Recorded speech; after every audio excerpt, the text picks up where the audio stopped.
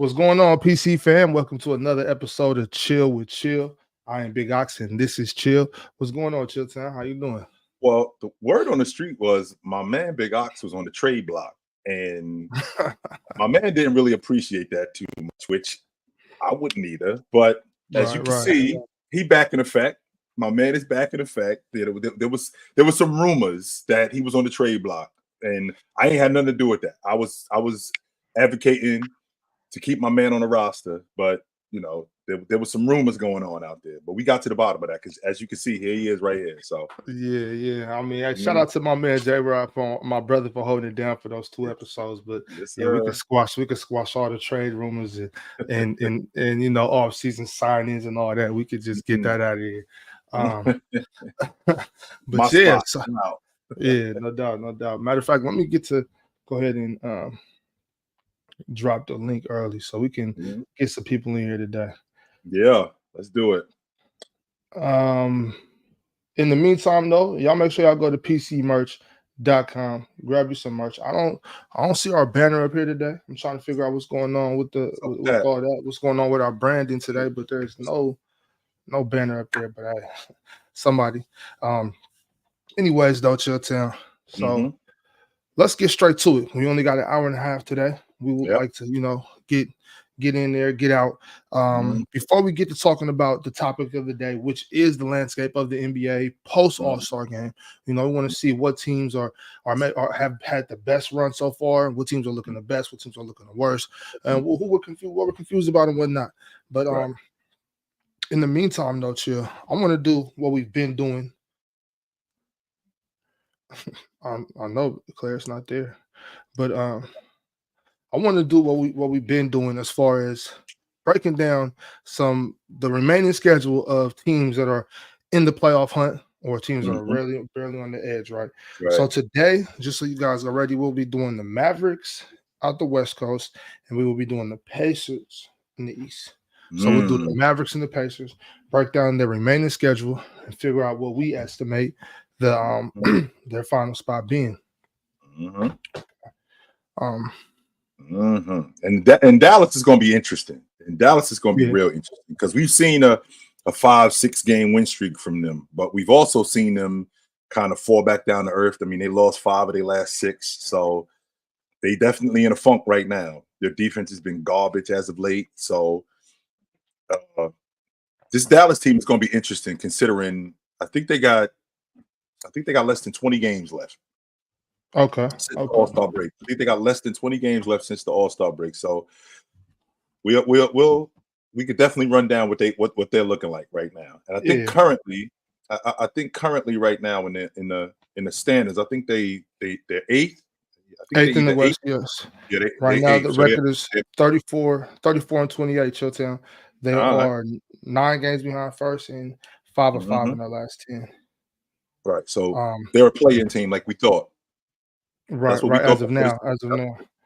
That's what we thought before the season. And to be quite honest, if we're being honest, Big Ox, if we're gonna stick to our guns and we're gonna stick to, you know, what we said right from the beginning, I thought that Dallas was a play-in team. 1, because of the gauntlet that the Western Conference is, and 2, I wasn't sure of the consistency of Kyrie Irving. Was he going to be in and out of the lineup? It turns out he wasn't. He wasn't consistent at all. I think he missed something like 25 games, and he's been in and out of the lineup. So, you know, they've had their struggles. They definitely had their struggles. And when I said that they were going to be a play-in team, thought that I was just hating. But it's a long season. I think they got as high as 4 at one point. But you could have a bad week and go from 4 to 9. That could definitely happen. That's how close the Western Conference is. It's close right now, Chilltown. Right. From 5, the Pelicans are number 5. They're 6 games behind. The Warriors are in the 10th spot, and they're 10 games behind. So they're separated by 4 games from 10 to 5.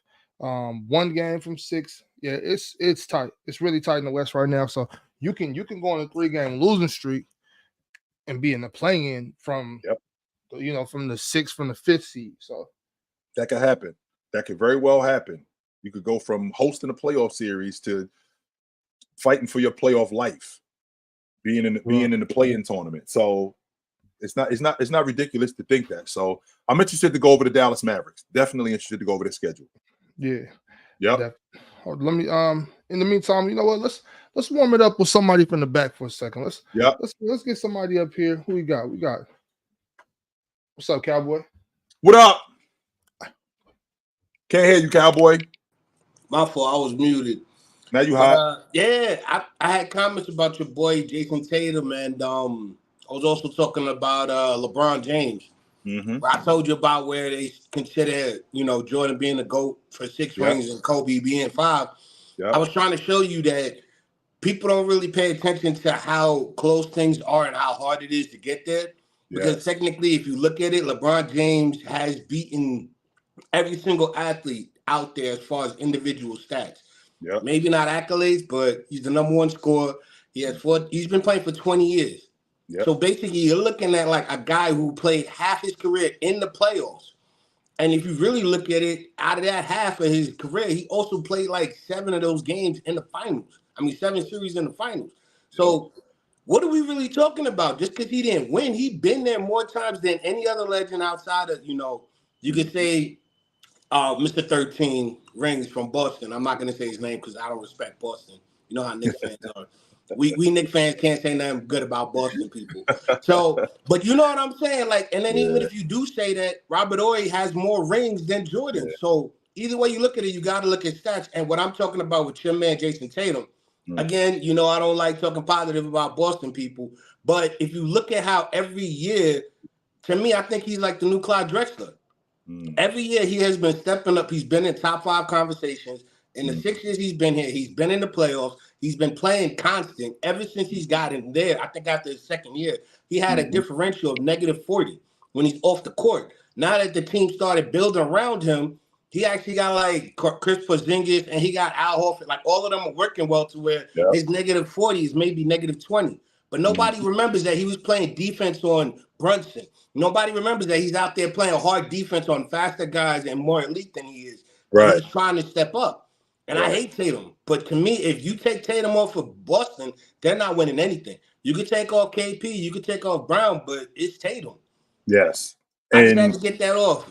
That's fair. That's definitely fair, yo. And the fact that unit was, it was very much like Steph Curry. Like Steph Curry, was he the franchise player? Yep. They wasn't sure, right? I mean, like when they started this, they drafted him first, and they drafted Klay Thompson, and then they drafted Draymond, and they built it around Steph because he became that, right? So the same logic with Jason Tatum. They drafted Jaylen Brown, then they drafted Jason Tatum. Turns out Tatum's the guy that we building this thing around, and it was working. It's where we talk about a team that's 4 times. I think 4 times they've been to the East Finals in the last 6 years. And it's funny because they say, oh, he took his team, Shea. He took his team of young core guys to playoff contention. That's what Tatum been doing since he's been in the league. Right. Since day one he came in, he's been in playoff contention. So if he can't hold up, that goes to show you, like, they're also biased because look what happened to Giannis. Giannis got hurt last year, but everyone gives him a pass because he won a ring. So for me, I just wanted to come on, let you know that it was me talking about those 2 points. You got any questions? Holla. If not, Bob, you're Kings, man. I got the faith, bro. I told you, you're like our brothers, the West Coast team, man. The Knicks. I don't know what we're gonna do, but we're gonna figure it out. Cowboy, we need that love right now. We need that love. Yo, I'm gonna tell you this right now, Monk and yo, I'm telling you, I think Monk is gonna drop 40 in the next like 20 games. He's gonna have like a 40 and like 12 piece, and he's gonna be shooting like 10 for 12 from 3-point range. Something crazy. Yep. I think Monk is gonna have that, and when he do, that's when Fox is gonna go back to being, what does the Fox say? I'm going right by you. Yeah, he's good for it. Yeah, y'all have a good one though. Thanks for having me on. All right, Joe. Good to talk to you. Go New Good York. to talk to you, brother. All right, yo. All right, yeah, man. Them Knicks fans, you know how they get down, B. They don't dig the Celtics, but they do give it up when it's necessary. Kind of like you, how you felt about Kobe the whole time when he was with the Lakers, but ultimately you was like, yo, this is a bad mother. You know what, man? I can't fight it. You can't deny when it's right in front of you. I can't fight it. I can't fight this dude. He is too awesome for me to just continuously hate him. Nah, I can't do that. Nah. Right. So all right, Chitchat. Let's start in the East. Let's start with Indiana. We'll do Indiana first. Right now, Indiana, they're the 8th seed in the East. They're 35 and 28. 35 and 28 will have you in the 8th seed right now. So what's that? 30. So that's 63. So what, they got 19 games left? Okay, 19 games. Let's see what we can finna do in 19 games. March 7th, they're against Minnesota. That's tomorrow. That's tomorrow. And Minnesota just came off they just came off a tough loss a couple of days ago to the Clippers. Right. Okay. This came off a tough loss to the Clippers. I think that Indiana comes in there and I think they get handled simply off the strength of Minnesota's defense and the fact that who they are. And we already know who Indiana is defensively. They ain't really slowing nobody down. They giving up 125. That is a home game for Indiana. Even in Indiana, they still ain't slowing nobody down. Anybody. I mean, if I'm not mistaken, Toronto came in to their building a couple of days ago. I think last week Toronto came into their building and put 130 on them in their building. So I'm not tripping on Indiana in terms of who they are in their building. I think Minnesota handles them. Yep. Okay. So then March 10th, they get on the road, head down to Orlando, which is a couple of days later. So I think that rest is going to help them. And I think they go into Orlando and they give them a dogfight. But Orlando been rolling, Big Ops. They won their last 6 games, man. They got a top 3 defense in the league, right? Top 3 defense. I think they got a top 3 defense in the league. They've been rolling. I'm gonna give this game to Orlando. I think they handle them. Okay. 2 games later, they're still on the road, but this time in Oklahoma City. I think they have a real difficult time in Oklahoma City. I think Oklahoma City gives them the business in their building. I don't think that they lose to Oklahoma City. I think Oklahoma City smokes them. I do. So that's 3 straight L's right there. Yes, sir. Okay. So then they go 3 straight. That's 5 of their last 6, by the way, that they lose. And then that's back home. Back home, they got Chicago coming into the building. I think they handle Chicago because after losing to Oklahoma City the night before, they come right back home and then they play Chicago. That's a tune-up game. So they end up beating Chicago. I think they handle them. Okay. A couple of days later, they got Brooklyn in Indiana. Yep. So you got some rest, right? We played Chicago on Wednesday. We got a couple of days of rest. We got practice and get ourselves healthy. And we got Brooklyn coming in here on Saturday night. Yeah, I think they handle Brooklyn. Okay. Handle Brooklyn. 2 days later, they're still at home. They got Cleveland. Now, Cleveland, on the other hand, I think that Cleveland, you saw that grit last night, Big Ox. Initially, I would have been like, nah, man, because I didn't like what I saw from when they played the Knicks. But you saw that grit from them. And by Monday of next week, they should have Donovan Mitchell back. By Monday of next week. I think that Cleveland gets them. Okay. So Cleveland gets them. For them, and then they go back on the road up to Detroit. They should handle Detroit. They got a couple of days rest. They should handle Detroit. Yes. Okay. Bring it to the West Coast, and two days after that, in San Francisco against Golden State. And I think they beat Golden State in a shootout. Okay. That's what I think happens in Golden State. I think they beat Golden State in a shootout. Okay, so then they go down to Los Angeles. They have a back-to-back Sunday against the Lakers, Monday against the Clippers. So Sunday against the Lakers, they've actually fared well in Los Angeles. Like they beat them last year in LA. I think they went on a buzzer beater. It was early in the season, but they ended up beating them last year. But this time of year, I like what I'm seeing from the Lakers as of recently. They have real good wins against the Clippers, good win against Oklahoma City. So I like what I'm seeing against the Lakers. I think they handle Indiana on Sunday. And then Monday, I think the Clippers get back on track. I do. I think the Clippers get back on track, and I think that because a lot of what they did on that Sunday against the Lakers, I think Monday is going to take a lot out of them, and I think the Clippers end up handling them. Okay. Yep. Well, then they go back. No, not home. They go to Chicago and take on the Bulls there. And again, that's a couple of days in between. I think they beat the Bulls. Yep. That's a division game. They're going to be really geared up for that. I think that they beat the Bulls. Okay. Yep. Then the Lakers come to Indiana. Now that's going to be a dogfight because the Lakers, I think the last time they came to Indiana, I think they beat Indiana in overtime. I don't know what it is about Indiana, but I think they beat them in overtime. And I think it's going to be another hard-fought game, but I think the Lakers handle them again. Okay, another one. Okay. They stay at home this time. Brooklyn comes to them. I think they beat Brooklyn. Yeah, Brooklyn is in a different space at this point. You know, they ain't really in playoff contention. I think that they just guys playing for contracts, playing for pride at this point because I don't think they're gonna make the playoffs at that point. So, okay, so Brooklyn comes to Indiana, then they do one of those things where they switch around, head to Brooklyn and play them there. Yeah, well, they got a day, they got a day in between, but they still play the same thing. And I think that they go to Brooklyn and I think they handle them again. I do. I think they go to Brooklyn. I think they handle them dudes again. Yep. Okay, April 5th, they head back home to take on SGA and the OKC Thunder. Now, I'll tell you what, Big Ox, this game is going to be a big one. The reason why is because at this point, I don't think the Western Conference is wrapped up. I still think we're in a dogfight. And I think that Oklahoma City looking at this late in the season where they don't have any games to give up. So I think that they go in there on that Friday and I think that they handle Indiana. I do. I think that they're going to be locked in. Okay. April 7th, Chicago comes up to Indiana. I'm sorry, not Chicago, Miami. Okay. So that's Sunday. Miami is in Indiana. I think Miami at this point, I think that they should be rolling too. I think Miami gets them. I do.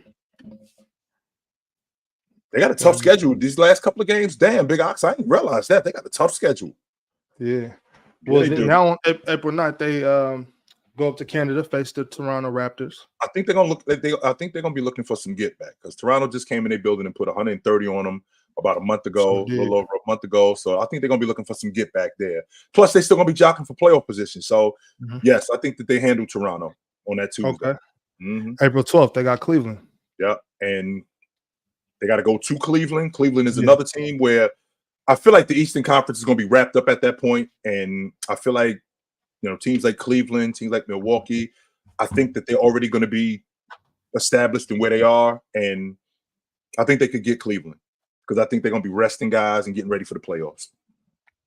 Okay. And last game of the season is in Indiana against Atlanta.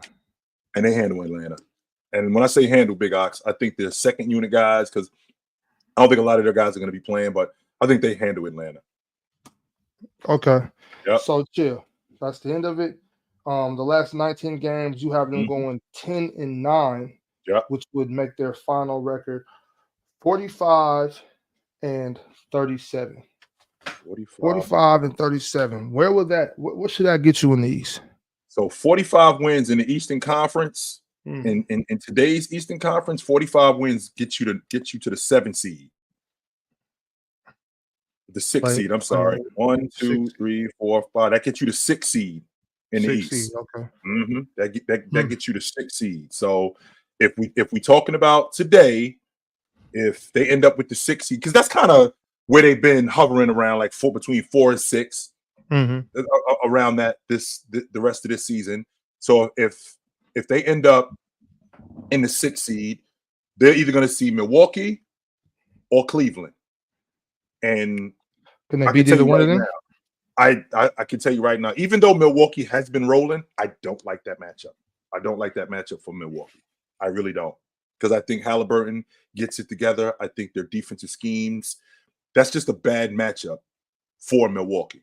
I just think it's a bad matchup. And I'm not going to go as far as to say that Indiana will beat them, but I think we're looking at a 7-game dogfight, to be honest with you, Big Ox. And I think that if Milwaukee comes out of this, I think they come out of this bruised and beat up. I'm talking like they was just in a mountain lion fight. You see them, they got cuts all over their faces. Yeah, it's going to be that kind of series. Because I really think Indiana's looking at Milwaukee like, yo, we can beat these dudes. They are not looking at Indiana. They're not looking at Milwaukee like, man, I don't know. They got Giannis. No, they are really. Tyrese Halliburton is looking at Damian Lillard like he fooled. And I know that Pat Beverly is trying to put the battery in Dame Lillard and Malik Beasley back. But I think it's 2 years too late, to be quite honest with you. If this was 2 years ago. 2 years too late for Pat Bev. 2 years ago, Pat Bev. Got you. If it was 2 years ago, yes, I'm all in because I think Pat Bev would definitely be with it. But I think this is 2 years too late. Man. I don't know. I mean, it's from what we've seen so far this year, it looks that way. It looks like Indiana got their number. They do. Based on that, I would be forced to agree with you. I don't think Milwaukee wants to play Indiana first round. especially with the acquisition of Pascal Siakam. I love that pickup for Indiana. I think that could. Miles Turner's going to have a hell of a series, though. Right. And remember, too, Big Ox, you'll hear people saying stuff like, well, it's the playoffs. The playoffs are different. I'm an advocate of that. The playoffs are different. When you come to the playoffs, I get the scheme against you and against you only. But we're talking about an Indiana team that it wasn't really that spread out when they played Milwaukee. So considering the play-in tournament plus the regular season games, I think they played them something like 5 times within the span of like a month or 2 months, 4 times within the span of like a month or something like that. So they're pretty familiar with Milwaukee. And I think Milwaukee's gotten a lot better. I think they won their last 6 games. So I'm not going to argue that. But when you have a matchup and you have a team that's confident in terms of their lead guard, as Tyrese Halliburton is, when he sees somebody like Dame Lillard, who he thinks is food, that's infectious throughout the rest of the crew. Guys like Siakam, guys like Miles Turner, right? Mathurin, they're really looking at Milwaukee like they got their hands full with us. They do. I mean, they got Indiana, they got some gamers over there. They do. So that's why I'm not concerned with too much with that.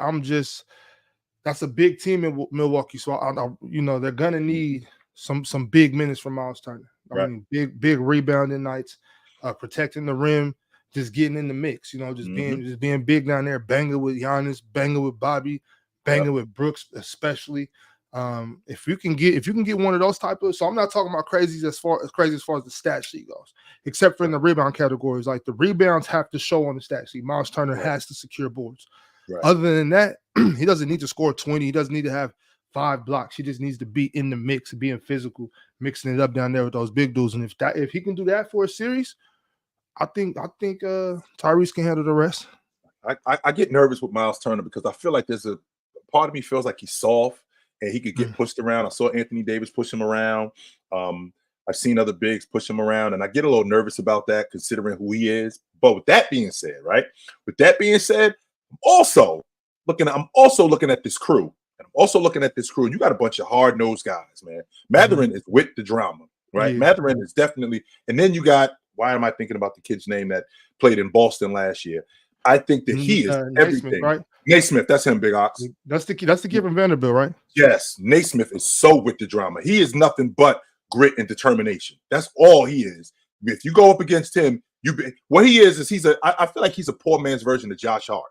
Like he doesn't rebound it like Josh Hart does, but that energy on the defensive end, him making it tough on you, I think that a guy like that, when you bring that into the playoffs, it's going to be hard to deal with, man. Hard to deal with. Extremely hard. Definitely. What about Cleveland? Because you said it's looking like it would be one of those two teams if they were to fall into the 6th seed. Can they handle Cleveland? Or? I think that Cleveland, that matchup for them is a little bit different because Cleveland does have the knockdown long ball shooters when they get hot. Not only do they have the knockdown long ball shooters, that dude that he's standing in front of with Damian Lillard, that's a cone that he looks at like he food. Donovan Mitchell is looking at him like, I'm not him. No, I'm not. If you think that you're just going to be out here destroying me, Donovan Mitchell is a much better defender.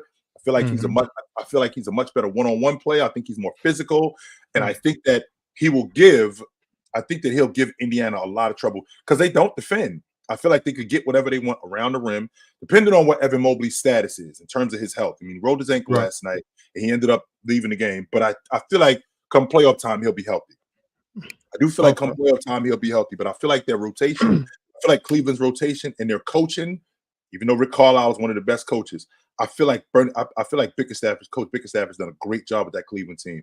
And I feel like that defense, which would be a great test, Indiana's offense is going to be a great test for Cleveland's defense. We're talking about another top 3 defense. How are they going to slow those guys down? The pickup point in transition is going to be closer as opposed to just letting Tyrese Halliburton have all of this space. Not just have all of this space, just letting him see whatever he needs to or whatever he wants. Nah, man.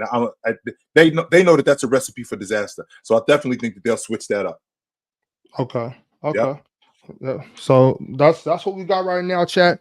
We got the Pacers finishing the season at 45 and 37, falling to the 6 or what will make them the 6th seed projecting and possibly playing the Bucks or the Cavaliers. Yep. Chilltown says in the series against the Bucks, it will be a dogfight. But did you say who you would have? Do you got Indiana? or I think they get out. I think Milwaukee gets out of the first round. But okay. But after that, we definitely gonna have to have a conversation. Okay, a dogfight. So that's what we got for the Pacers. We will get to Dallas in a minute. Yeah. Y'all be ready for the Dallas one. In the meantime, let me see. Let's get back to the lobby. We got some guys back here waiting. So I haven't been around for a while. So let's see what the fellas got to say. We got Almighty Lambo. What up? What's good? Yeah, what up? You was popping all that shit yesterday. What happened? What was I talking though? You was popping all that shit yesterday. What's up? You talking about when you said Tatum was aesthetically pleasing? Chill. If I'm gonna come cook you if tomorrow, if we win tomorrow, okay. Well, Almighty, are you gonna bring the rookies yesterday? What up? All right, I was planning on cooking you, but then you started praising them before I got up here, so I was like, "Wait a minute, what do you mean praising them? You know how I feel about Cleveland. You know how I talk about Cleveland. We talk about praising them. I've been high on Cleveland the whole season. What are you talking about? Not high enough. Wait. So how high should I be on Cleveland? Cleveland in the finals. That's how high you should be.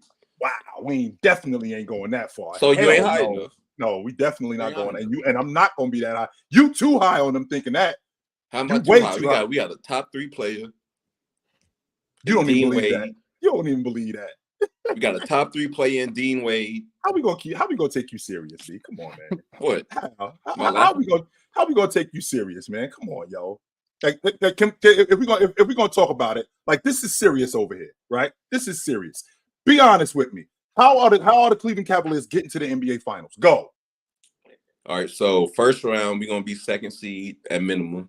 I think that they could be. I had them as the 3 seed before the season started.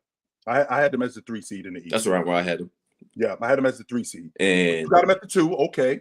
And Garland gonna be healthy when the playoffs come because he's still banged up. Like he ain't getting no leap on it, ain't no fucking hop on his jump shot. He ain't hitting nothing right now. He probably shouldn't even be back right now, honestly. So why should he be? So because he's back in the lineup, why do you think he's going to be healthy come playoff time? If he's playing now and he ain't healthy, what makes you think he's going to be healthy come playoff time?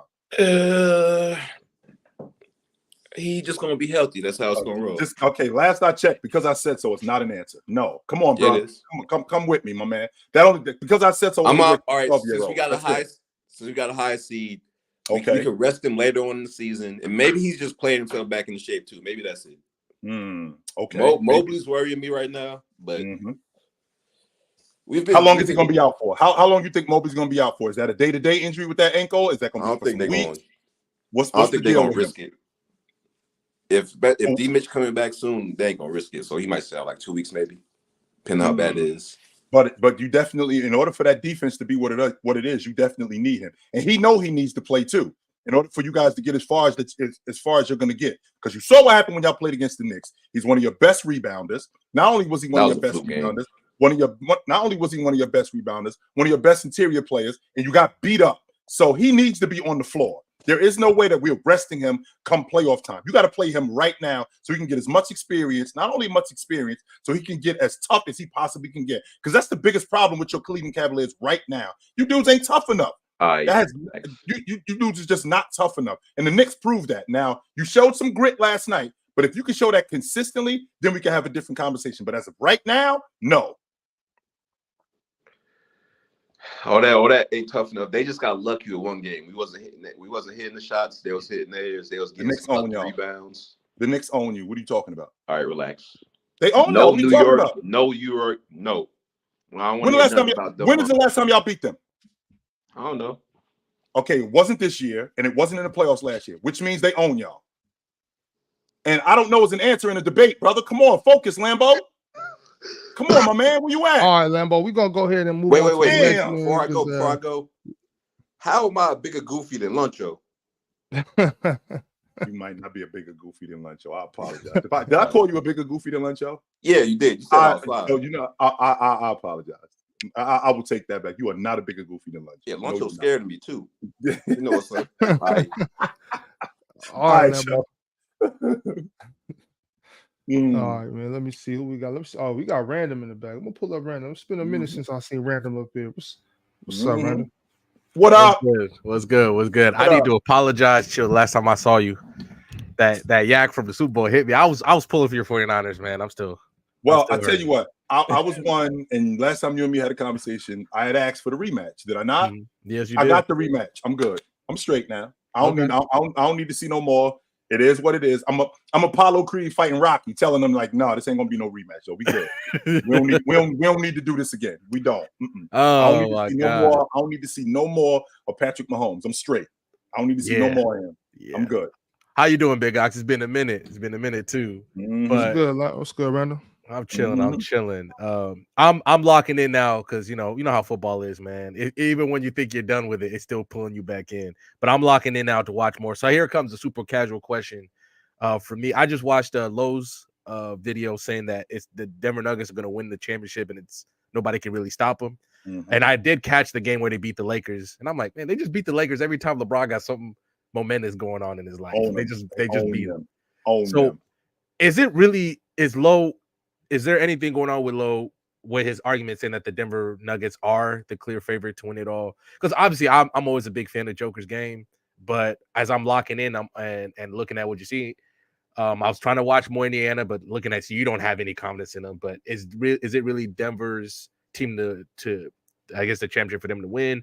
And who on the East should I be paying attention to besides like the Celtics, of course? The Celtics definitely. I think the Celtics are the clear favorites, and because I think a team is going to win does not mean that I have as much confidence in other teams in the past. Like for example, I said this earlier. I mean, I think the Celtics are going to win the NBA championship, but am I betting the rent check on them? Right? Am I betting the rent check on them like I was the 2001 Lakers with Kobe and Shaq? No, I'm not doing that. Right? But I do think that I do think that they're going to win it. Now, I don't know what Lowe said, and I didn't hear his argument. But if I'm guessing, that Lowe is basing his logic off of them keeping it close, and in the process of them keeping it close, that two-man game between both Jamal Murray and Joker is just unstoppable. And I don't know if I can argue that.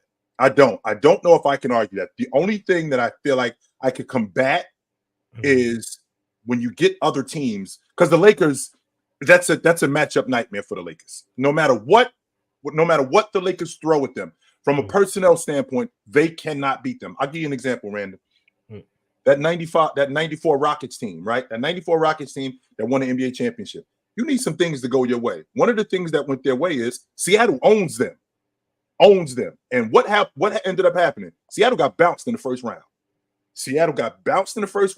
Which is why the Rockets ended up going to the NBA Finals and winning it. Well, lo and behold, the very next year, Phoenix handles Seattle again. They're gone.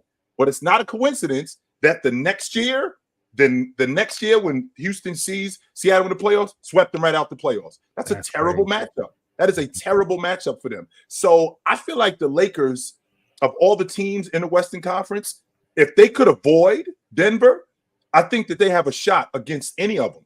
But to Lowe's point, they're the defending NBA champs. They have the best player in the league. They have the best 1-2 punch, and it's almost unstoppable. In the process of that being unstoppable, they have those other pieces around them that when that's clicking, they're clicking. So they're the defending champs. They have an immense amount of confidence coming into the playoffs. There's no reason to think, if you Denver, that the road to the NBA Finals doesn't go through us, number one, and number two, we can't win it again. And I'm going on record, Random, right here, March 6th, 2024. If the Denver Nuggets win the NBA championship this year, they win it again next year too.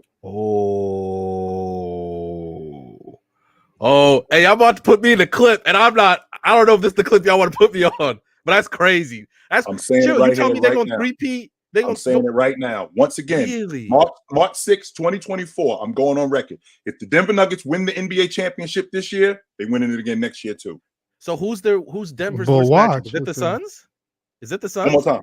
Who's Denver's worst matchup? Is it the Suns? No, it's Minnesota, actually, because that front line with Minnesota, that they give Joker as many problems as he can possibly handle. And they don't have that rotation that they used to have, with Bruce Brown giving them the minutes that he was giving them, with Uncle Jeff giving him the minutes that he was giving them. I think that's their biggest issue with the Minnesota Timberwolves. And that fourth-year shooting guard in Anthony Edwards, he's going to give them trouble. Cat can give them trouble. I'm not saying he's going to, but Cat can give them trouble. And that 5-game series that they had last year, contrary to popular belief, it was a dogfight. Game 5, I think they beat them in overtime. Yeah, we talked about it. I think we talked about it about 2 weeks right before the NBA Finals, and you was like, we need to think about that series a lot more. Yes, because I'm looking at that matchup and what Minnesota is this year. They are who I thought they were going to be last year, but Cat missed 54 games, so we didn't really get a chance to see it. But we're talking about a group. We're talking about a group that is still young, still under contract. Random, when I tell you that if they win it this year, they're going to have so much confidence going into next year that there's no reason why they think that and on top of that, I think Joker's going to win the league MVP. So they're clearly going to be standing on top of the mountain. Like, but shit, I'm not understanding how that. Like, I'm just not understanding where that take comes from though. Like, what like what's the reasoning? Just because of confidence? Well, confidence is everything. And when you're talking about getting to this level, confidence is everything. Matchups. So if they again have to deal with Minnesota, even if they have to deal with Minnesota, I think they can deal with Minnesota. But after they get past Minnesota, everybody else in the Western Conference, I feel like they can handle them. And dealing with Boston, I don't think that they're going to beat Boston. But if they do, it's going to be because that two-man game is clicking. And not only is that two-man game clicking, the rest of those guys are clicking. And that Boston team, if they were to beat them, the logic is going to be that's the best version that we've seen from them. And if they can't beat us now, what can anybody do to beat us? And I think that they're going to come into the next season with a ridiculous amount of confidence. Okay, one last question. So why do you have this much confidence in Boston when we've seen them fail? Obviously, if they played the Heat, I haven't watched the Heat at all this year, so I can't say that. But it's like Jimmy Butler goes Super Saiyan when he plays the Celtics every time. So why would you have this much confidence when they've been in these situations before and failed? Whether or not they played Steph Curry, like basically cementing his legacy, or Jimmy Butler legitimately, it feels like Jimmy Butler made himself a Hall of Famer by what he did last year. That makes sense. Like the last 3 years. He just last 3 years, but like last year specifically was like right. So why do you have this much confidence? Is it just because like they gotta win it at some point? You're so good you can't just keep failing when it matters most. I'm glad you brought that up because I want to make sure that we rewind the clock, Big Ox. I said not when the Celtics, not when the Denver Nuggets win it, if they win it. I don't think they're gonna win it. I think Boston is gonna win it. But I feel like if they do, I feel like their confidence is gonna be through the roof because I feel like this is the best version. I feel like this is the best version of the Boston Celtics, and this is the best version you're going to see of them. And for us to handle them and to also handle our nemesis in the Western Conference, which was the Minnesota Timberwolves, who had been healthy the whole season, for us to handle them and then get by Boston, I feel like coming into the next season, their confidence is going to be through the roof. That parade's going to be crazy in Denver. It's like Joker bringing in he's flying in one of his horses, and he's going crazy. But again, I don't think they're going to win it. I don't. I don't think that they're going to win it. But I'm on record saying this today. If they do, they win it again next year. So who's the bad matchup for the Celtics in the East then? Or is it just I think it's just them. I think it's them, and I think it's mental. Because if you look at that Miami Heat team, right? If you look at that Miami Heat team, there's nothing that Miami Heat does, not just that when you see them, there's nothing on paper to say that these dudes should be standing in front of y'all for more than 5 games. Nothing. They don't shoot the basketball at a high rate. Not only do they not shoot the basketball at a high rate, they got a really good defense. They got one of the worst offenses in the league. They defend at the long ball line below average. So like all of this stuff, not defend at the long ball line. They shoot it at the long ball line below average. So all of this stuff suggests to me that there's no reason why these dudes should be standing in front of us for more than 5 games. It has to be mental. Because Jimmy Butler, what has Jimmy Butler shown you outside of just him being supremely confident to suggest that they should beat them? Like, he doesn't have a game that's going to blow you away. He's not supremely athletic. He doesn't have a money long ball, right? He's not skipping in the lane, dunking it on everybody, but he's walking in there with his chest out saying, these dudes is food. That's his logic. And I feel like once you stand up to that, I think that now Miami has to play. And I think it's going to be something completely different. Yeah, I'm writing this down. What you said. If Denver wins this year, they're 3-peating. Yep. So when we come back next year, Big Ox, and we're in the same position after they won, I'm like, hey, Chill said it last year, and I just want to be part of that clip. I just want to be part of it. You know, when you go viral, I need you to throw my name in there, like, because you was educating me for real. But thank you very much, Chill. Absolutely, brother. Appreciate it, Big Ox. All right, Randall. Later. Big Ox, I seen what the three-peat looked like. I seen when the team wins it 2 years in a row, the kind of confidence that they have, the kind of confidence that they have going into that next season. And to know that, yo, we've handled everybody. There's no reason why we can't do this again, right? There's no reason why we can't do this again, and they do it. No reason. I don't know if Jamal Murray's good enough to three-peat. I'm not saying that. I'm not saying that he can't do it, or I'm not saying that he's not good enough. But right. Big Ox, as you know, I studied history. I'm a firm believer. If I did something once, odds are I can do it again. I can do it again, especially if my confidence is up. No doubt. Yep. Okay, let me see who. Oh, actually, let me read this super chat. Let me make sure I get that out the way. We got a super chat from Jamal Williams. He says, "How y'all feel about the Heat versus Pacers potential matchup in the offs? The way Chill talked about Naismith, we got like 5 of those guys." I think that the Heat not the Heat. I'm sorry. I think Indiana runs into a buzzsaw with the Miami Heat because that's a great test for the Miami Heat defense, and I think that the Miami Heat have a great way of making you play the way that they play. And Indiana doesn't have anybody that's, with the exception of Halliburton, don't get me wrong. I mean, they don't have a plethora of guys that are supremely talented. And I feel like that Miami Heat team, if you try to get into a grit grind game with them, which I think Indiana might try to do because they got Naismith, right? They got Matherin.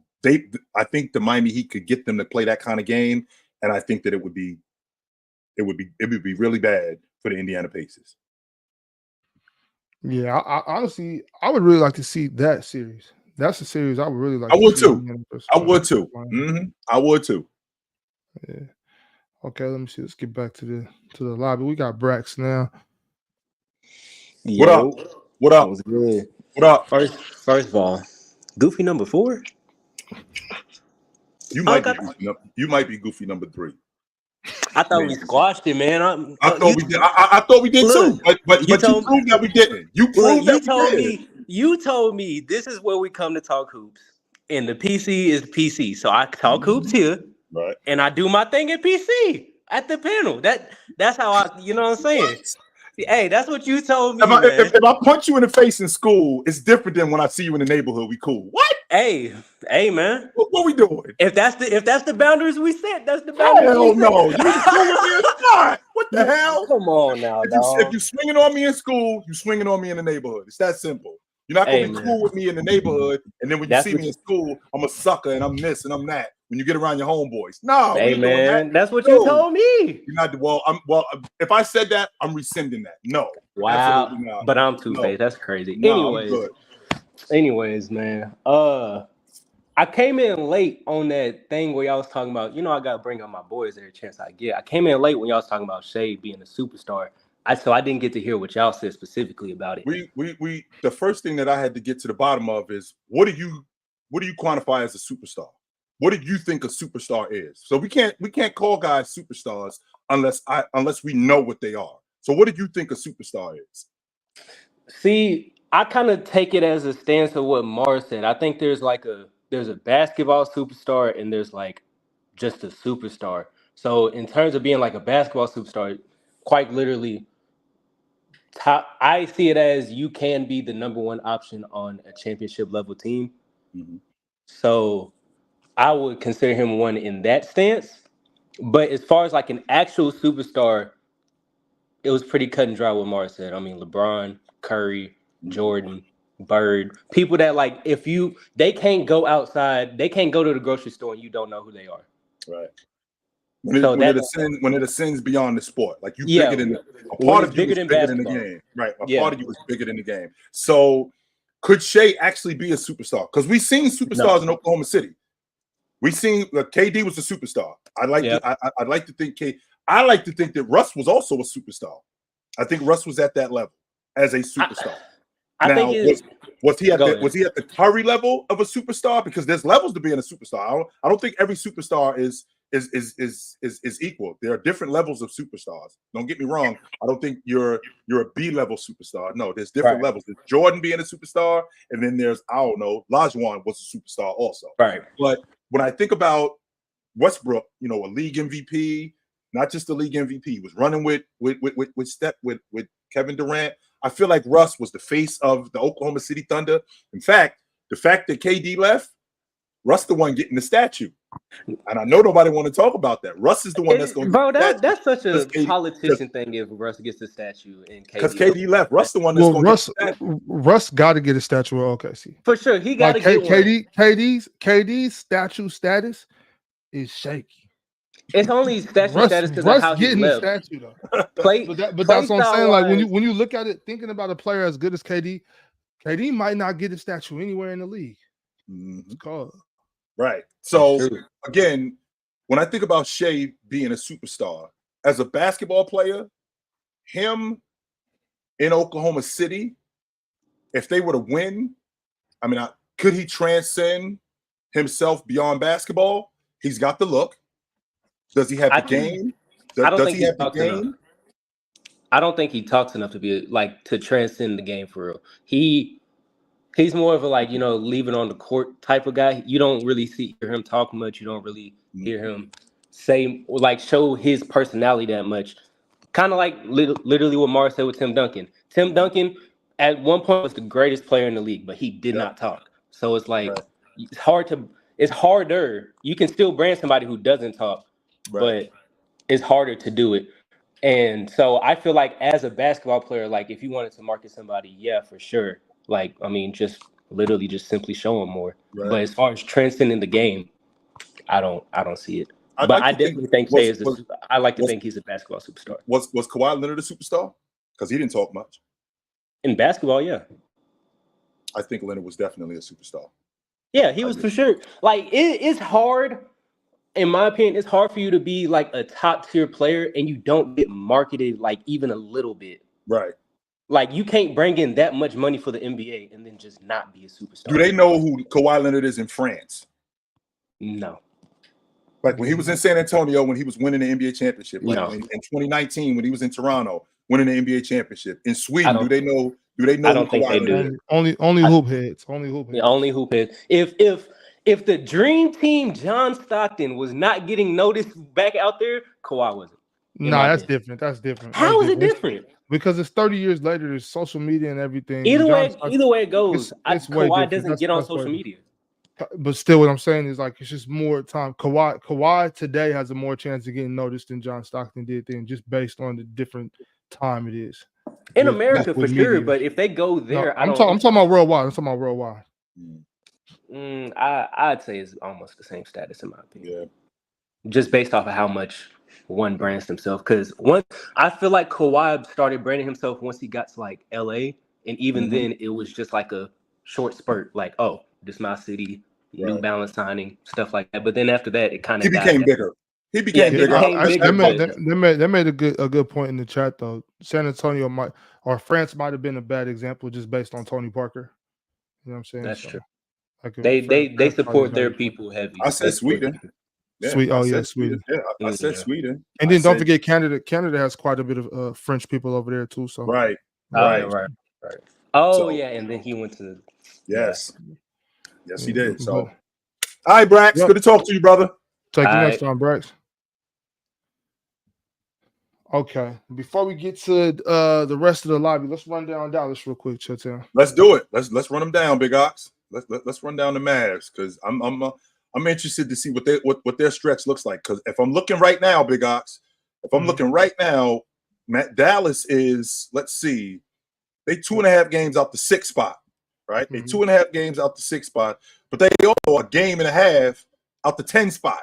So it could get real tricky for them, real tricky for Dallas. So I'm interested to see what their schedule looks like. Real interesting. So one second.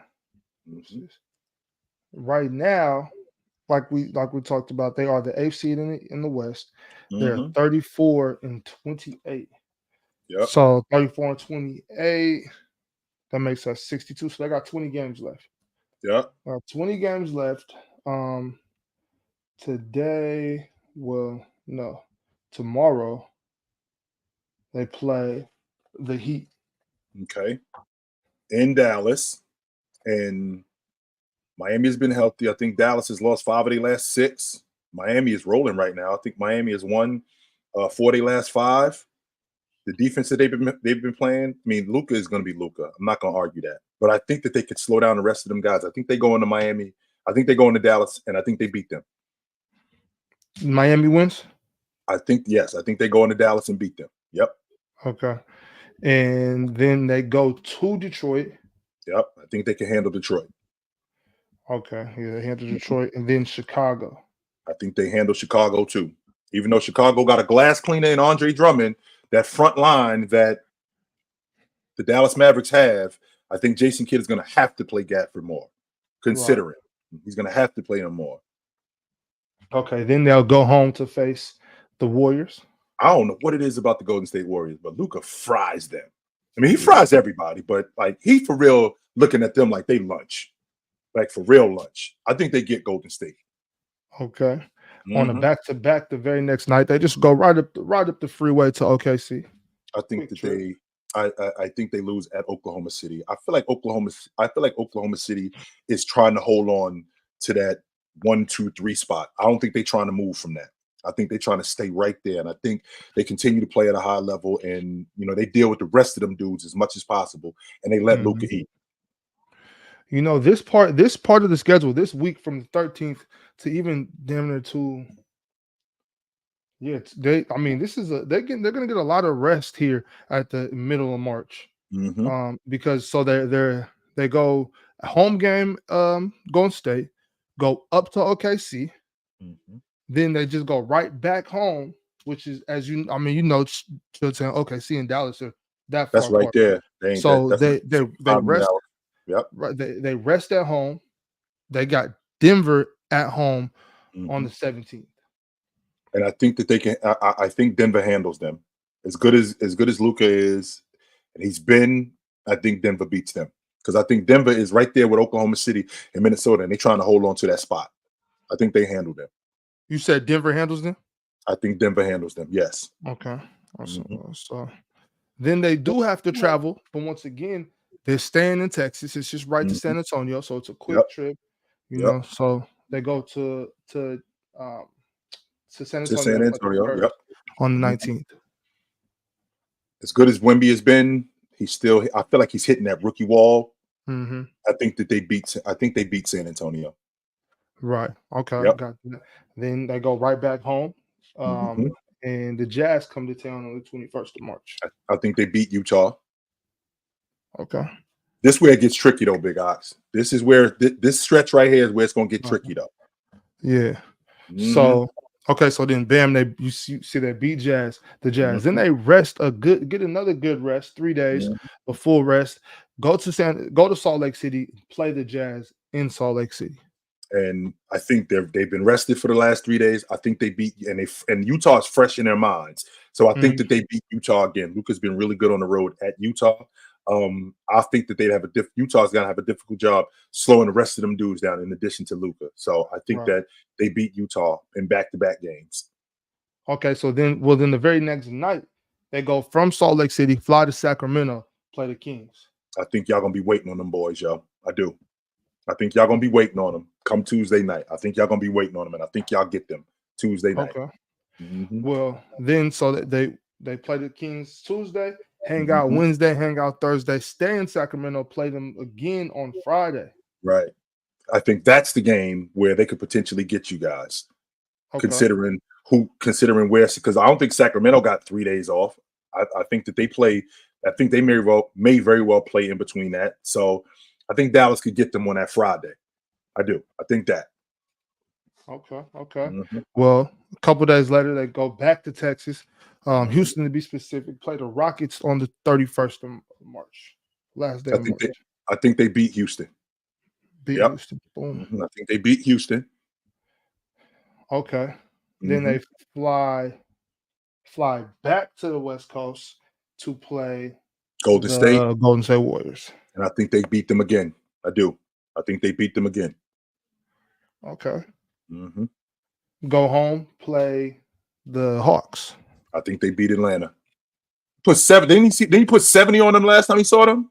Yeah, I'm good. yes, he did. Yes, he I'm did. straight on Atlanta. I think they handled it.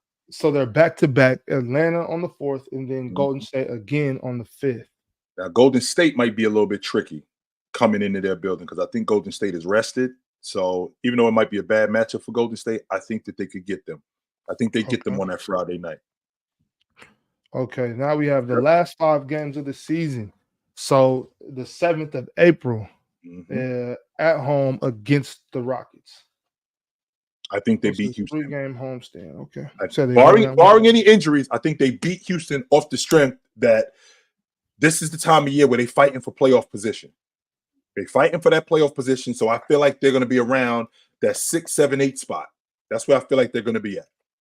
Okay. I think they beat Houston. Okay. Beat Houston. Then they go to Charlotte. I think they smoke Charlotte. Yeah, for sure. Yeah. I think they smoke on a back-to-back, they go from Charlotte down to Miami. And I think that they get rest in Charlotte.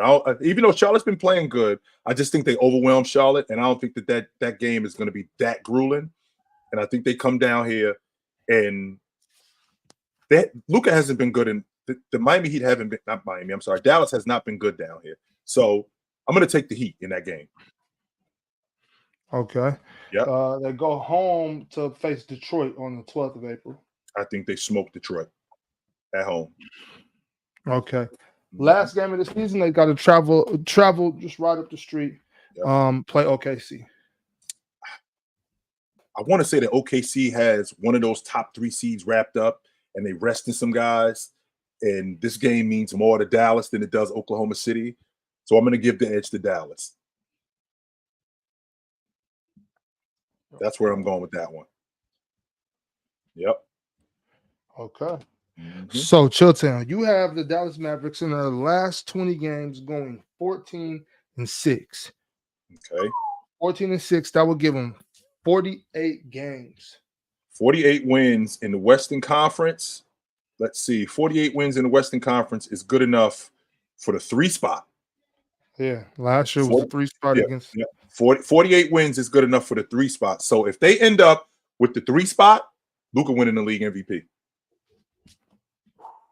Yes. If they end up in the top 3, top 4 seed, I think Luka's winning the league MVP. That's the only reason why he's not in serious consideration, because of where they are. But they got a really favorable schedule this time of year. A really favorable schedule. Yep. So getting the 3 seed. Getting the 3 seed should have them playing potentially the Kings or who was that? The Suns? Let me check. So if they end up with the 3 spot, let's see here. I'll tell you right now, Big Ox. If they end up in the 3 spot, if it ended today, they'll end up, Phoenix or Sacramento. We already know how Luka feels about Phoenix. Whether KD on the crew, Book on the crew, I don't know. I'm not planning. I look at Phoenix like I looked at when KD was in Brooklyn. I'm not planning on Bradley Beal being in the lineup consistently. I'm not, because he's been in and out of the lineup too much. But even with that being said, Luka is always looking at Phoenix, no matter who on that crew, like, yo, we can handle these dudes. No matter who they have, even though they got a glass cleaner in Nurkic, right? Even though they got one of the better, even though they have one of the better, not just on-ball defenders, but one of the scrappier defenders in Grayson Allen. He does goofy stuff to get himself in trouble, but that gets offset. That offsets actually how good a defender he actually is, the kind of effort that he puts in. But ultimately, Luka looks at that crew and like, yo, we can handle these dudes. We can. Okay. Yep. What about the Kings matchup? I don't like that matchup for Sacramento. I really don't. And the reason why I don't like that matchup, because I feel like, as good as Luka is, as good as Sabonis is, I just don't feel like there's enough offense. I just don't feel like there's enough offense for them. I hate the fact that Luka has to do as much as Luka has to do. I don't like that.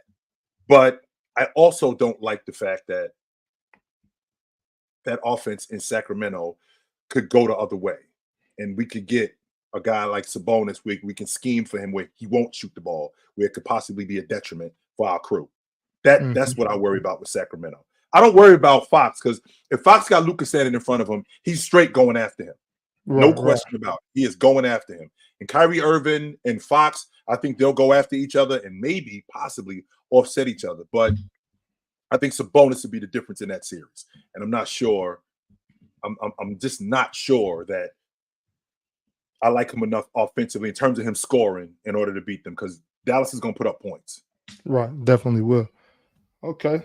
Well, before we get back to the lobby, let me run through some of these super chats real quick. Word. But let me recap that though, just to make sure everybody heard what we came up with. Dallas, Chilltown potentially has Dallas grabbing a 3 seed and potentially playing the Suns or the Kings, who you have them handling both, right? Mm-hmm. Okay, so that's the prediction for Dallas based on the remaining schedule, finishing the last 20 games 14-6. Mm-hmm. Okay, we have a super chat here from Liam McLean. It says favorite power spinoff. Mine is Raising Cain. Canaan. Well,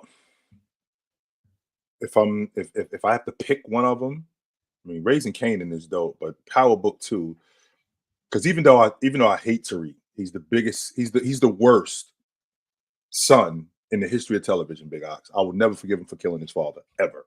No matter what he did. He's the worst. Of all the kids that you've ever seen on television, he is the worst son in the history of television. No doubt about it. He's a scumbag on every level, and he killed his father. But I feel like Power Book 2 is wildly entertaining. That's of those spinoffs, I think that's my favorite. Okay. Mm-hmm. Y'all make sure to check out Power Book 2. Mm-hmm. From D9, Ox and Chill. I need to pull up for Mavs or for Wolves talk soon. Do that. We talk about the Wolves all the time. Y'all know how I feel about Minnesota. Mm-hmm. Y'all know definitely, how I feel D9, about Minnesota. I'm always dropping that link, man. Feel free to click on it. Y'all know how I feel about Minnesota. Almighty Lambo left a super chat saying, I wanted to initially talk about a different topic, but you got me on my Cavs trolling time. What are the odds of the Heat making a run and finishing top 40, y'all? It depends on what their schedule look like. And I mean, Miami as a top 4 seed, I mean, they're only a game and a half. I mean, they're half a game out the 4 spot right now. It's not like, you know, they're a week away from being the 4 seed. So, you know, it's not like Miami is out of contention. They could very well be a top 5 seed in the East. Very well be a top 5 seed. They only a half a game out the 4 spot right now. So I don't think it's ridiculous to think that they could be a top 4 seed. I don't. Okay, no doubt. Let me see. We got context in the back. Let me pull up context. What's up, Tex? What up? Yo, what's going on, y'all? I'm good. I'm valid. Y'all can hear me? We're in the building. You hot? So I kind of have to give just a little bit of pushback on the Indiana thing when it comes to the Miami thing. I think Indiana can still keep up the pace against Miami. I think they have enough offense and options. Although Halliburton does control a lot of the offense, I think there are different tools that they have to offset the Halliburton like heavy load. Pascal Siakam, Right. Nembhard is a decent ball handler. I mean, shout out to TJ McCollum. Jesus Christ, he be hooping. Craft machine out the wazoo. You know what I mean? One of the best backup lead guards in the game. One of the best backup lead guards. I agree with you 100%, Joe. And that's why I'm not gonna front. I got a beef with you, man. The fact that you took out our boy, because it's not my guy no more. It's our guy, Halliburton, to put in De'Aaron Fox just for an injury, and you know that Halliburton rushed it. You know what I mean? Like, my thing is, you cried when you watch Halliburton play, and now you're putting Trae Young and Fox. Who Trae Young? And to be fair, hold on, real quick. To be fair, Trae Young was not shooting great in the beginning of the year. That was all performance. That wasn't based off injury. You know what I mean? Now, shout out to Trae. He's picked it up. The last 20 games, he's been dogging. And I have no complaints of how Trae has been playing the point guard role, for sure. But for you to take out Hallie for an injury pains my heart, brother. It pains my heart, man. Even if that's true, okay, I'm looking at because he was injured, unfortunately, Tex, it affected his game. If it didn't affect his game, then I wouldn't have a problem with it. But it did affect his game. I saw a bunch of 9.6 assist games. And remember, Tex, we ain't going from like 17 and 8. We going 25, 20, and two turnovers. We going 26, 19, and 1 turnover. We go from that to 9 and 6 and 3 turnovers because of injury. We going from that to 11. But that's 5, my thing, though. My thing is I can't. You gotta. Do you give credit to someone that is is injured, but he hooping out there? You know what I mean? Obviously, the contract reason 65 games and probably just a hooper in him wants to do that, right? I can't give him flack if he returns back to his normal ways. You know what I mean? Like, in my opinion, I feel like once the playoffs go around, and like you said, and this is my opinion, Milwaukee, I think if he sees Milwaukee, he sees red. That's food on the plate. I think if he sees the Knicks, that's food on his plate. You hear me? The Knicks, I said it. If he sees the Knicks, that's food on his plate. Also, listen, also, I'm going to say this too, Chill. I think even with Miami, Miami is a grit and grind team, I think he looks at Terry Rozier and he says, that is food. I am not convinced with Terry Rozier. Everybody's so hyped. His shot selection, talk about Tim Hardaway Jr., T-Row, wow. You got on Miami and forgot how to play basketball. Jesus Christ. He is. Losing. For real, 100%. He is. So, no doubt about that. And also, too, JD, where is your mid-range, my brother? There's a PBA. But go ahead, brother. You walk me through your logic. Walk me through your logic. You just mentioned it when you just talked about the fact that he came back from injury. And before the injury, like we can't discount that. I can't discount it because he was rocking.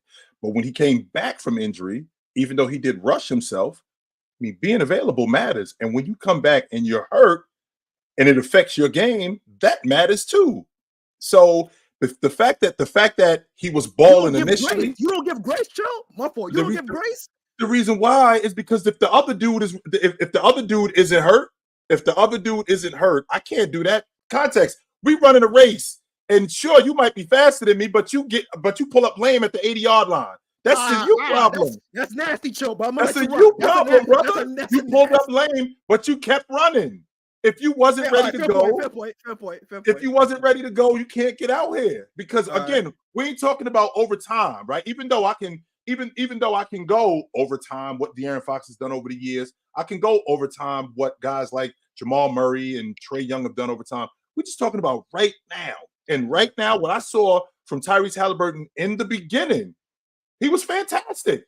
But then it died down because of injuries. And you being awesome, especially in this day and age, consistency matters. And if you can't hold up, I can't talk about you like I talk about the rest of the guys because you're not around. I can't do it.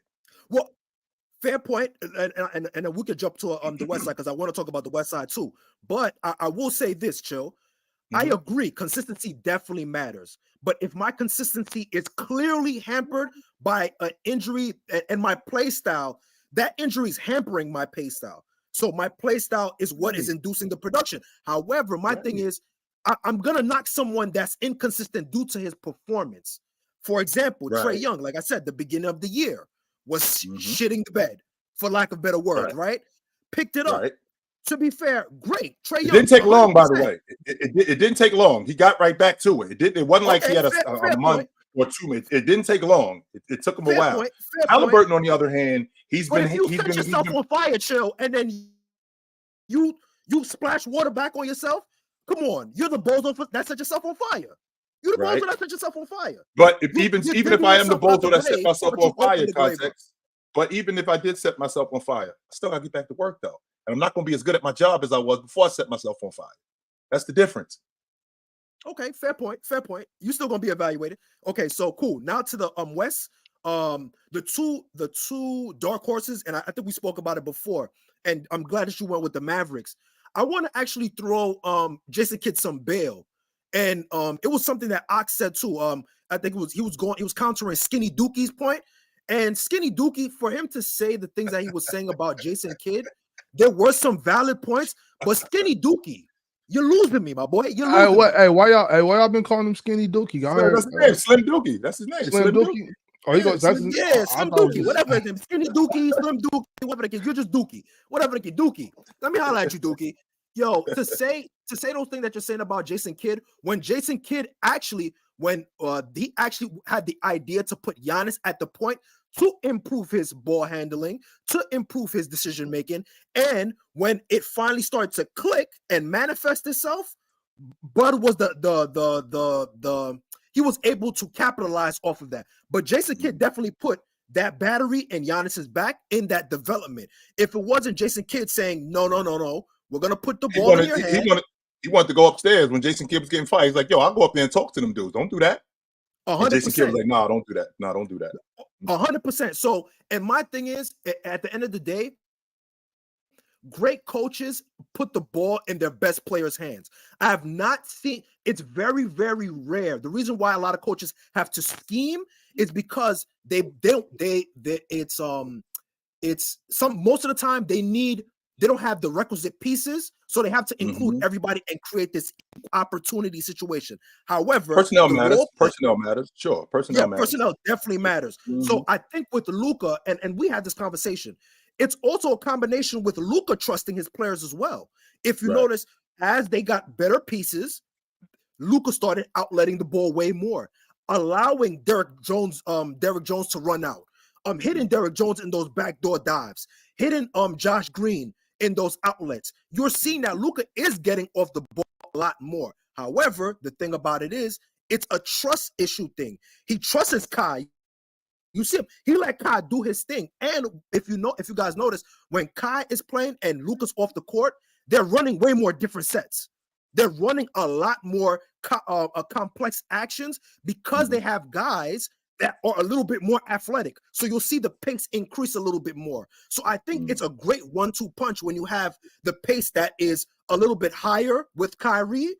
And then you see the Luka, where it's the slow down pace, where he's pounding the basketball, where he's finding mismatches. So I think if they go against Denver, they're gonna put Denver in shambles because they can go high tempo, then they could go hunt mismatches the same way Denver last year was doing that. There was moments where they were pushing the break, running their offense, letting KCP do his thing, right? And then they will have their moments where they get to the meat and potatoes and they go Jokic, Murray to death. So this whole notion of, we can't just have Luka and Kyrie go 1-on-1 5, blah, blah, blah. No, that's not the case.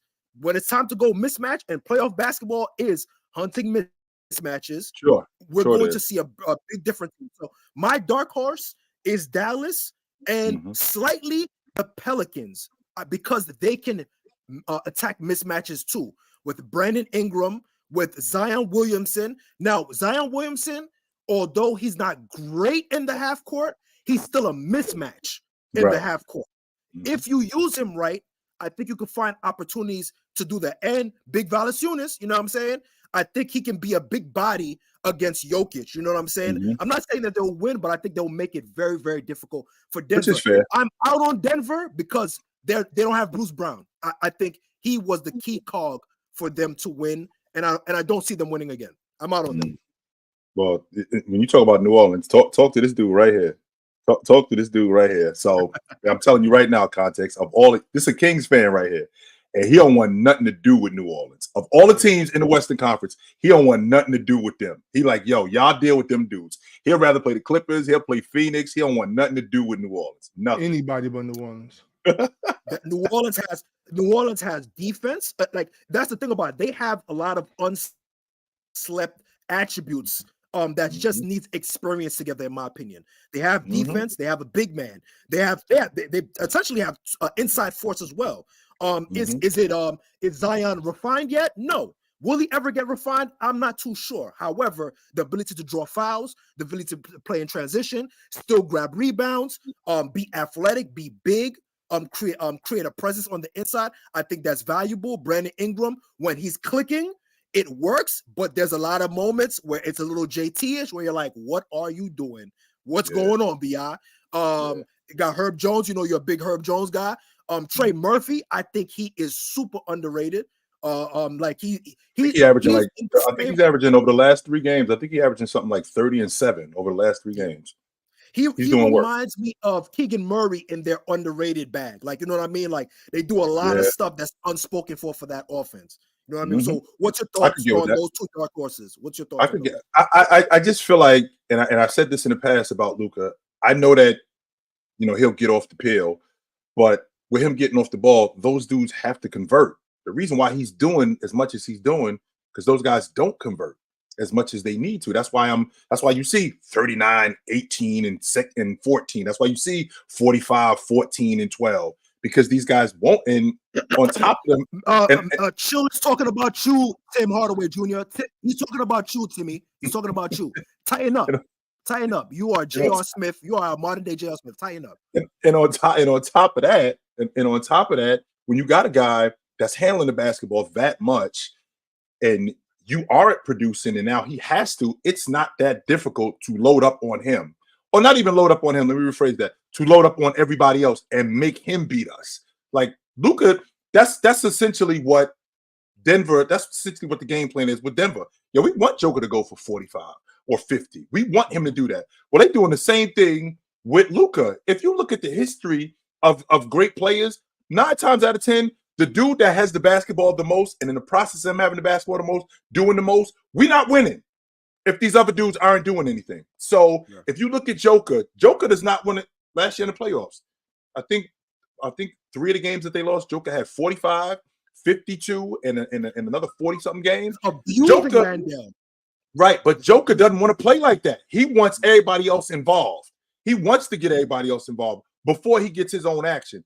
Luka, on the other hand, basically takes it upon himself to be the offense. He's always been that. He's always going to be that. And that's difficult.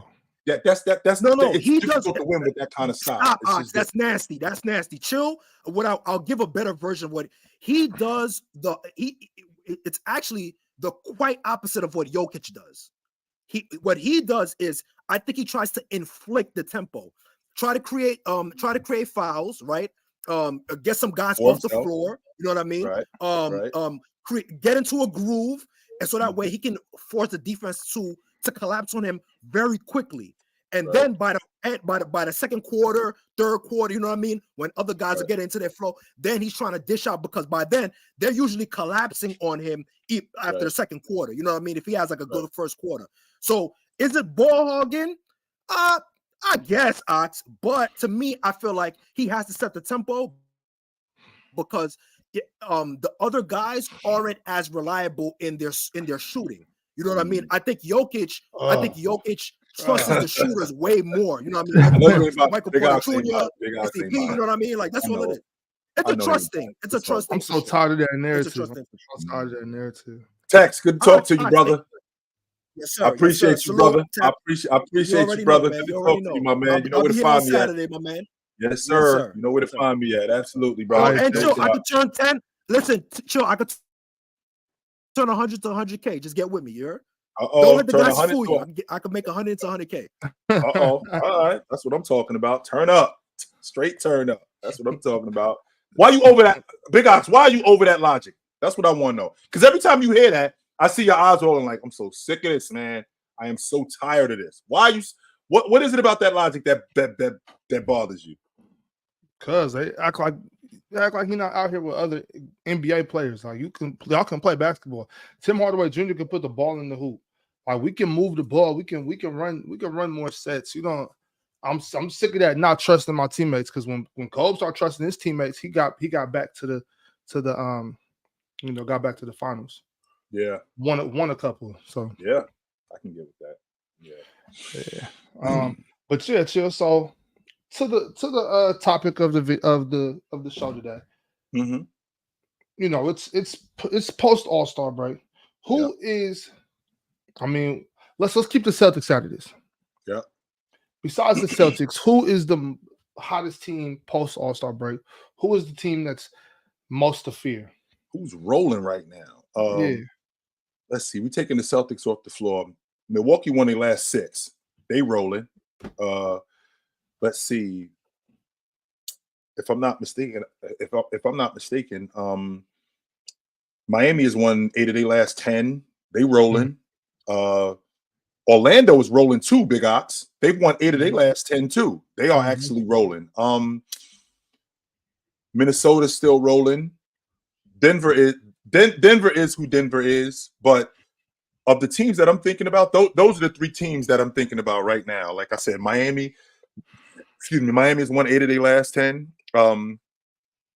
Not only them, Orlando, I think they won 8 of their last 10. I think 6 or 7 of their last 8, something like that.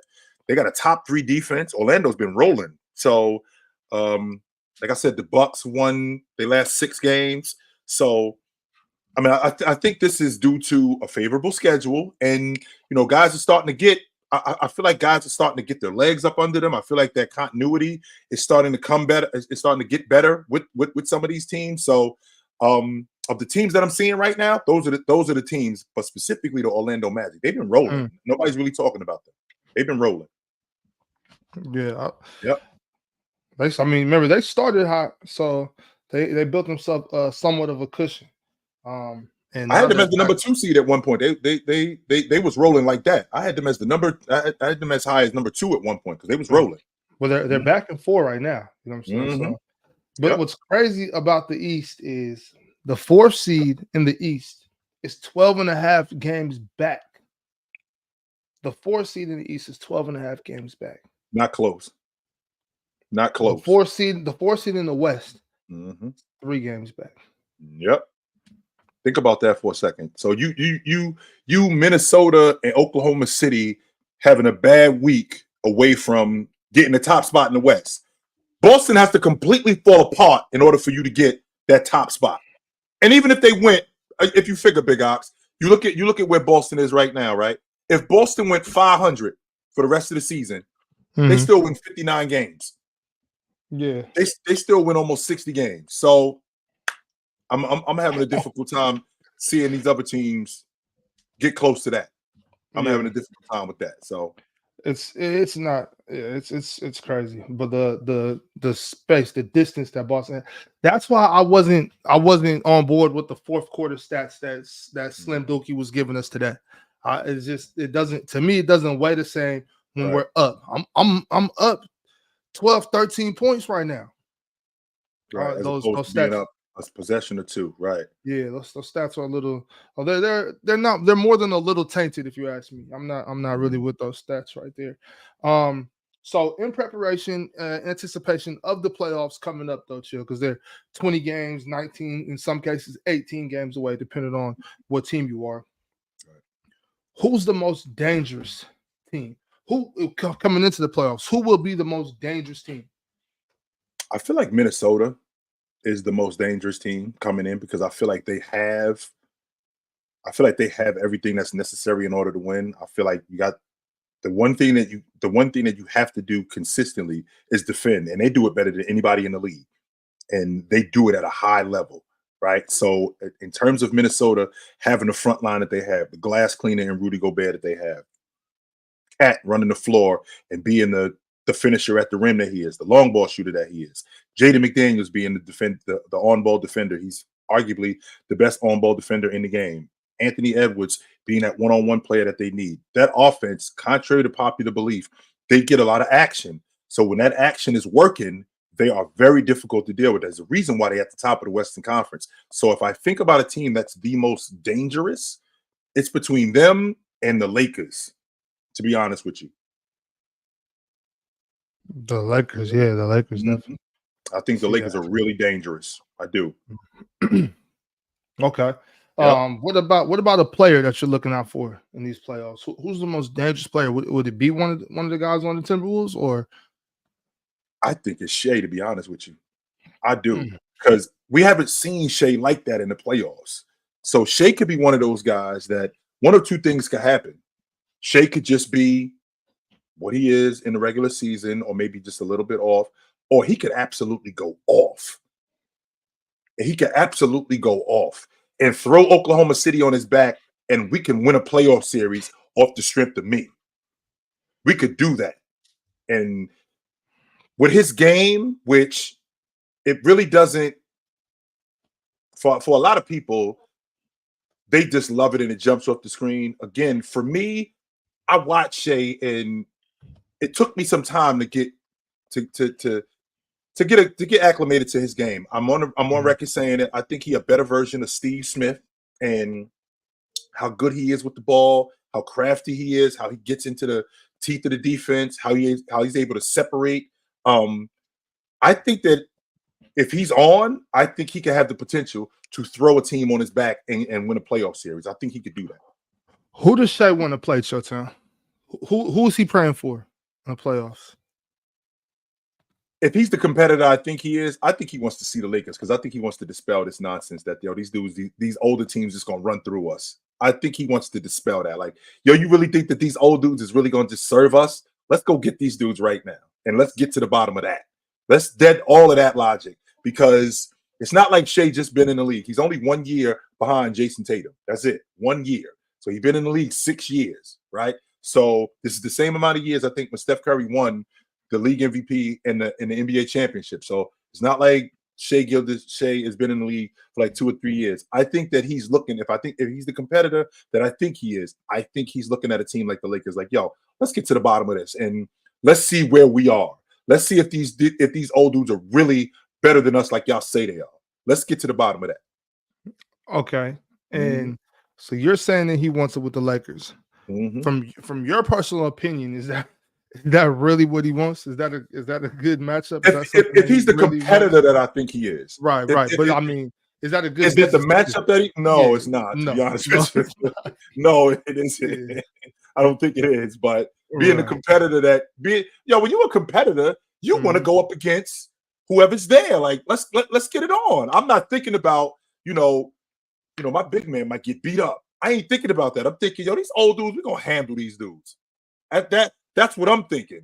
As a young dude, I'm thinking, man, we about to give this dude has been in the league almost longer than I've been alive. So come on, man, we about to get these dudes the business. Right. Okay. Well, in anticipation for us to start, we're gonna start wrapping it up here soon. So let's leave them with some positivity, some good vibes. Chilltown, what is the best playoffs that you've witnessed? The best playoffs that I witnessed, I want to say 2016. That was the best finals that I witnessed. 2013 was some of the best playoffs that I witnessed when the Heat went up against Indiana and they took them to 6 games. I think it was 7 games they took them to. They took them to 7 games, and then they get in the NBA Finals, and they take San Antonio takes them to 7 games. It's either that playoff series, it's either that playoffs or the 1993 playoffs. The 1993 playoffs was fantastic, Big Ox.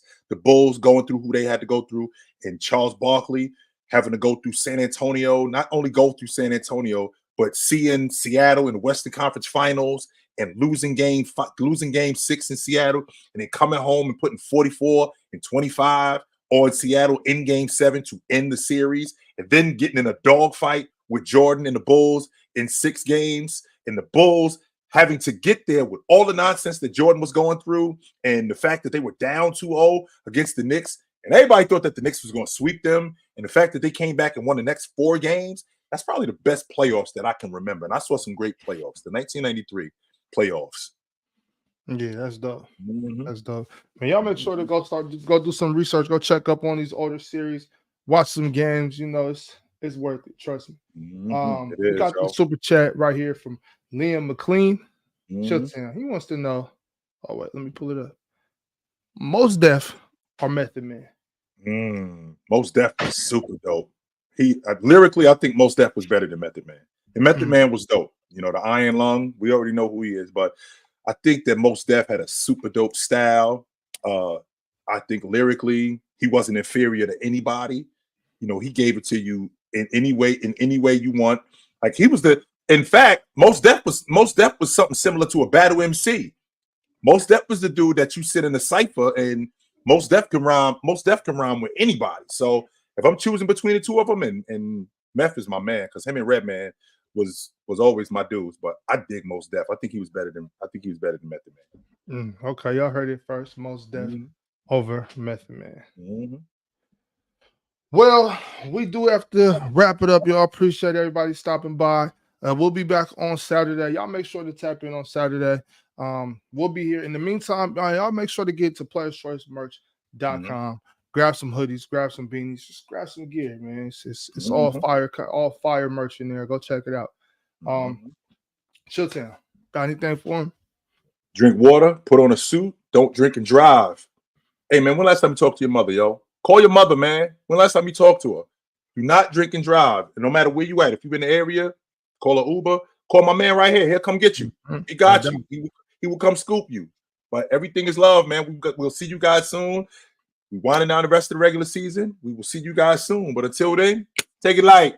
But take it. All right, y'all. Later. Oh, also, don't forget, playback tonight. Me and Jalen will be on playback watching the Kings versus the Lakers, man. Y'all check that out. I'm going to pull up for that. Yeah. All right, for sure. All right, y'all. All right, big ops. Later.